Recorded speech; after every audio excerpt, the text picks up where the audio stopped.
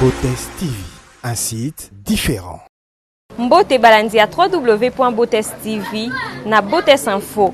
Botes Info na biso ya lelo tolingi koyebisa bino ndenge nini CENI est publié ba résultat. Félix Antoine Tshisekedi Tshilombo, président de la République, et Martin Fayulu, candidat déchu. Alors Martin Fayulu a contesté qui contre résultat à CENI. Tozela ki biso nyonso ba résultat au cours constitutionnel et kopesa. Kasi yango pe epesi kaka même résultat na CENI. Martin Fayulu na yango a s'auto-proclamé président de la République pe alingaki aloba lelo na siège à MLC. Bacheki podium na bango po baloba mais Général Kasongo oyazali numéro 1 ya ville ya Kinshasa aboyaki baloba libanda soki koloba na bango bakota na kati ya siège et non libanda ya siège. Bolanda ndenge Général Kasongo alobi na micro ya Botes TV. I have the microphone. Yeah, but I can't get in Yeah, there. it's not even speaking.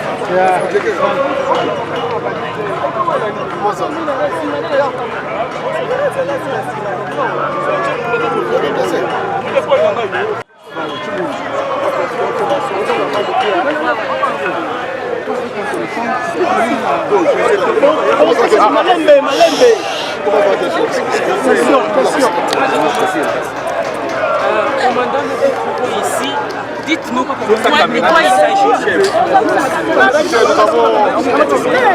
Nous avons été informés comme vous autres qu'il y a une manifestation aujourd'hui de la Mouka. Vous savez, notre loi interdit les manifestations publiques, compte tenu de ce qui s'était passé en 2016.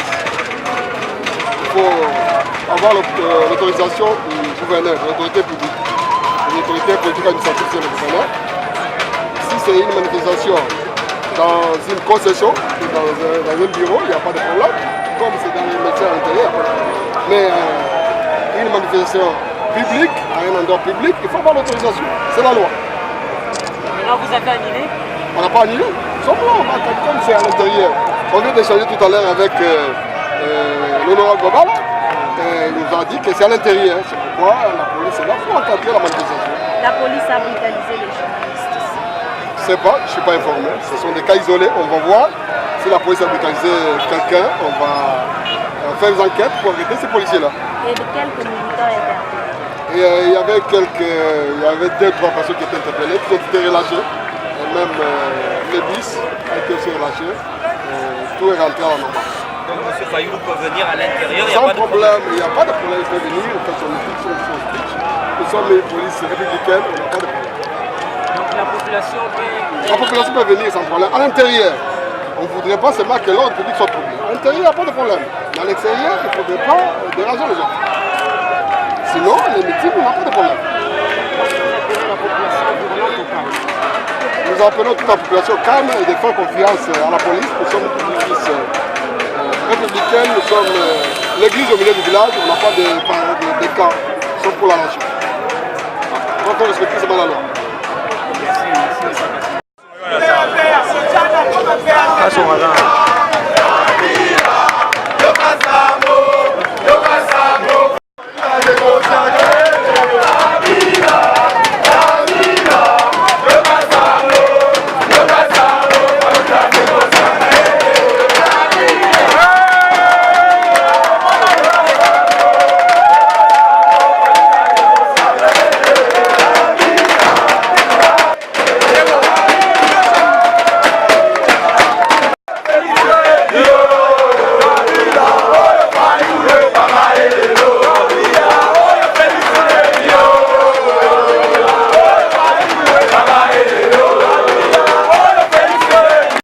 La police a écopé ça, mais boyo kana une population nzembo azoyembela la police.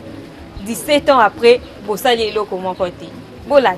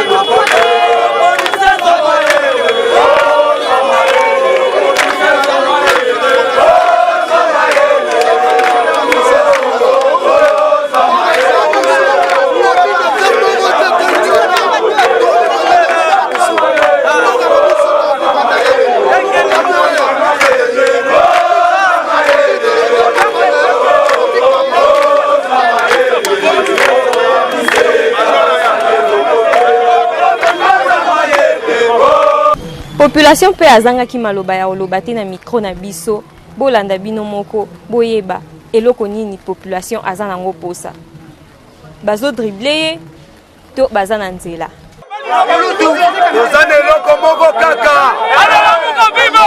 nazana eloko koloba te tozana eloko moko kaka la résistance nous devons résister.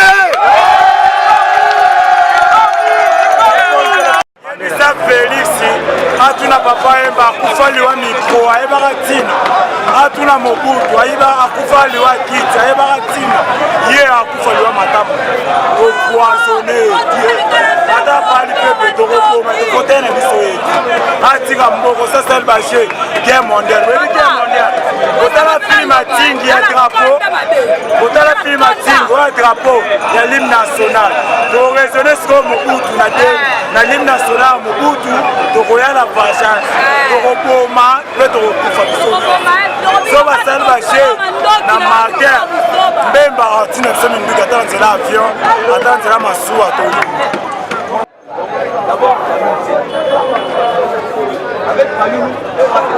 besoin nous appelons les membres.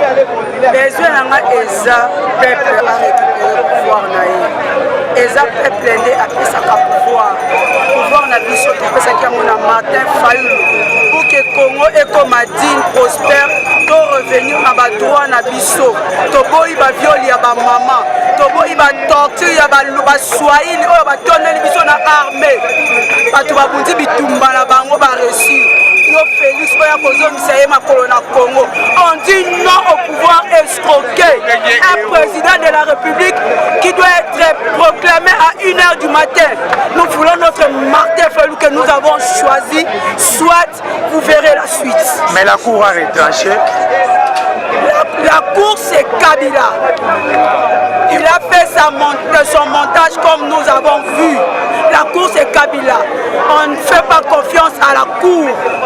Soit nous allons nous révolter pour récupérer notre pouvoir comme ils ne veulent pas la paix. Moi j'ai une question à poser. L'opposition a toujours prôné l'amour, la solidarité, l'alternance. Pourquoi pas vous de Lamouka que vous puissiez vous réunir avec Fachi, faire comme on dit en français, l'union fait la force. Pourquoi pas? Félix n'est pas un vrai opposant. C'est un caméléon, c'est un corrompu. On n'a pas besoin de lui dans Lamouka. Vous avez vu à partir de Genève, avant de retirer sa signature, il avait demandé à la base. Comment il a signé les accords sans demander à la base? On n'a pas besoin de Félix. On veut un homme qui a un profil consistant, hautement qualifié comme Yann Martin, en qui nous avons fait confiance. Et non Félix. Merci. Le pouvoir c'est pour le peuple. Merci. Ochaki Moutema na Union africaine que Kagame Goya pour passer la récomptage. Pour on a beaucoup tika na bino te bo continuer ka. Papa peuple mo konzi, peuple mo to pesa ka pouvoir pas na batu. Donc la biso to dans la confiance ya mo to pesa que pouvoir to doter les mélanges jusqu'à ce qu'on pouvoir au biso to pesier. Union africaine aya te biso to hotel les matos retirer pouvoir na biso to pesa na Martin Fayulu. Skoyo au mona te que scène en 2011 et sont en 2019. C'est nous on le biso lo te peuple nda mo konzi azo désigner mutunani kwa ko sunga eto ko pesa mandat ya 5 ans pour diriger bango. Union européenne baya, Union africaine baya te et seigneur na biso ba Congolais to tellement to récupérer pouvoir na biso ko pesa avec Martin Fayulu. Oyo Kabila nande kona Félix nanga basali compromis ya konyo ba Congolais ya kozongisa bango na punition bazalaki nango pendant 17 ans to ko dimango suscité.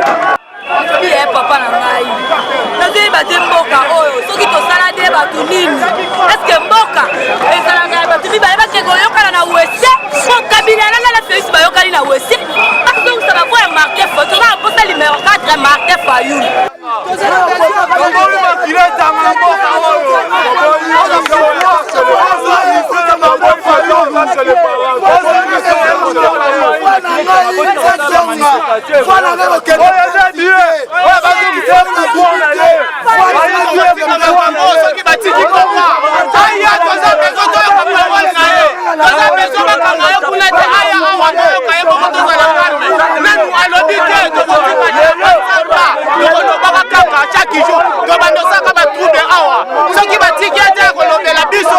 Jamais tu vas te faire des autres.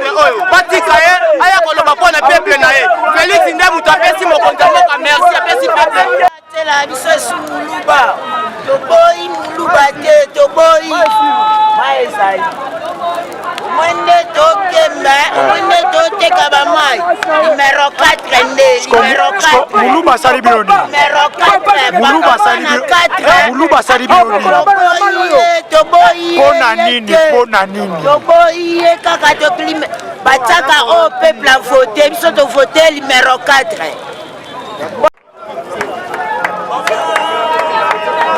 Papa Etienne Akotala, Félix Akomboka. Papa Etienne Akotala, Félix Akomboka.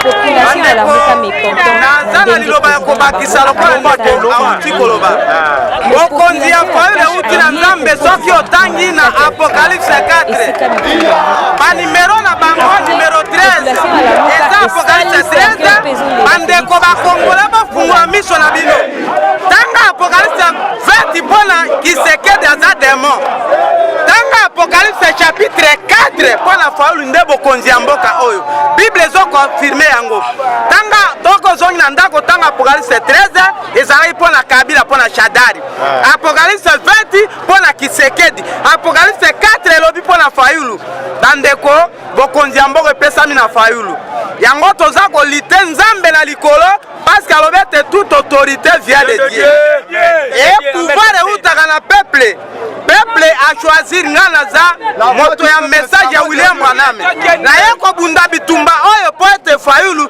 tovote po abima sikoyo atake moto abama sikoyo contredit prophète wana Ghana o contredit Joel Francis prophète monene na mboka oyo bon na contredit bango parce que toza na prophète toza na deux prophètes toza na prophète mineur na prophète majeur wana baza ba prophète mineur baza ba prophète majeur na contredit bango baza hors sujet batanga apocalypse 4 nde bako comprendre apocalypse 13 shadari verset nango 20 obandanga na 13 okiti otangi 20 Félix 4 Martin Fayulu kombo na ngai nzambe immortel nakufaka te na ndiona Martin Fayulu ye nde mokonzi bakende wapi bazonga mboka bautaki Félix très sengi yango papa na boyaki ye soba Félix sengi papa na mutu adiplômé papa ne docteur diplômé mutu akwiti kuna na poto lipe wapi aza diplômé biso tana beso bagradité biso tana beso bagradité tolobi boye pouvoir na biso oyo bayibi bazali Félix bavoi bazongisela mese Martin Fayulu bavoi na ye biso tozali organise tokobosana chaque tongo toza awa Martin Fayulu Martin Fayulu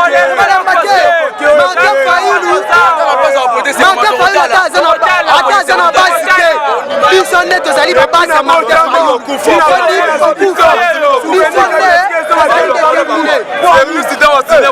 akenda kosine bakontrat na kabila atunaki basi mpona nini particularité ya boye awa toa na MLC mais parti Martin Fayulu eza kuna siège nango eza kuna biso nyonso toza awa na MLC tosangani awa tokaboli te biso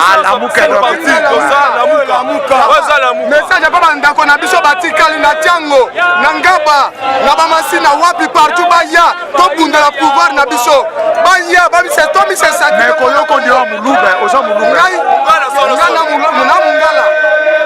na mungala bandeko biso batikali baya tobundela pouvoir na biso bafanda na ndako te pouvoir eza makila eza résistance baloba na bandako te baya tobundela pouvoir na biso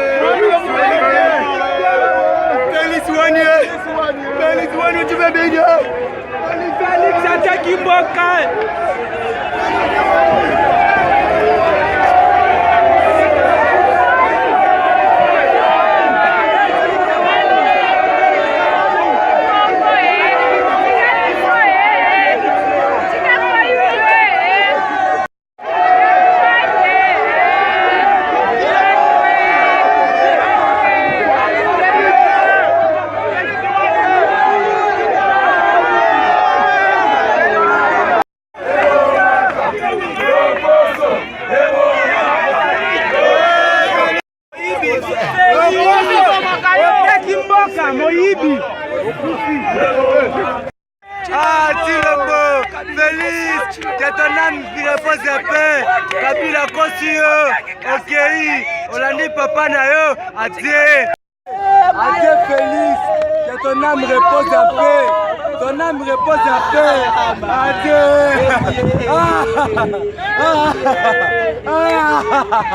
Tokomi na suka ya émission na biso Beauté sans fo ya lelo, mais oeka mwisingai.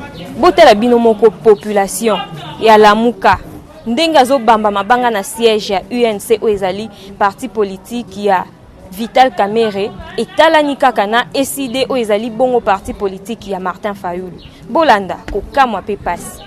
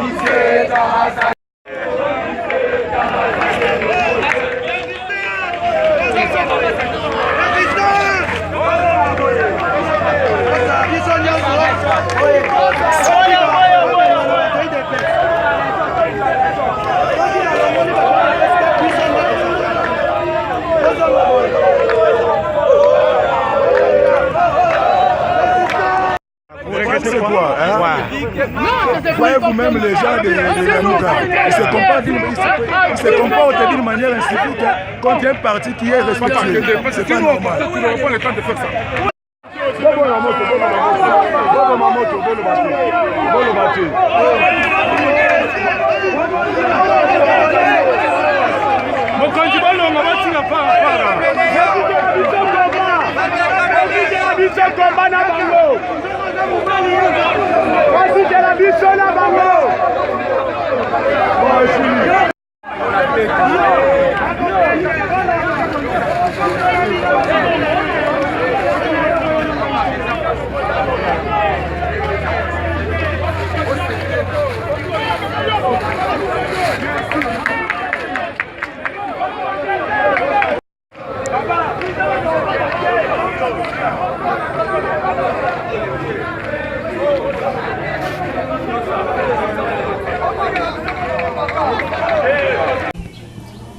Tokomi na suka ya Beauté sans fo na biso ya lelo, alors na pesi merci na équipe technique là na moni Denis Bwene na sima ya caméra, en même temps na montage pe makambu nyonso o etali technique, na pesi lisusu mbote na coordonnateur na biso Noël Tantou pe merci, na coordination mobimba ya Beauté TV là je vois notre manager le big manager Ado Panzu Fumu wa Kongo mwana Fumu Kimbangu, na pesi mbote na maman Florence Bandou, mbote bisiko zali, mbote na maman Henriette Loli ya mwasi ya Noko Diangi na kati ya USA.